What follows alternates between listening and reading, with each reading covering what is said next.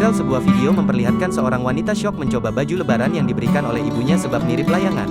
Memakai baju baru ketika lebaran sudah menjadi salah satu tradisi masyarakat kita. Orang tua terkadang meminta anaknya untuk membeli baju lebaran sendiri. Ada juga orang tua yang memilih membelikan baju lebaran untuk anak yang secara langsung.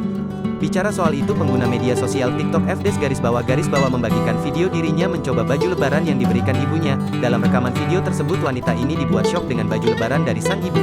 Wanita itu bercerita sang ibu meminta dia untuk mencoba baju lebaran yang baru saja datang. Dia pun menuruti perintah sang ibu untuk mencoba baju lebaran yang dibeli baru saja datang. Ketika mencoba baju lebaran model kaftan panjang, dia malah dibuat syok sendiri. Bagaimana tidak syok jika baju lebaran itu ukurannya sangat besar? Saking besarnya ukuran baju lebaran, saat ia membentangkan kedua tangannya ke samping malah mirip seperti layanan.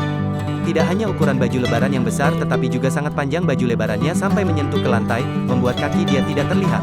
Sejak diunggah 1 hari yang lalu, video ini viral sudah ditonton sebanyak 4,3 juta kali. Video itu pun menarik perhatian warganet untuk memberikan tanggapan di kolom komentar.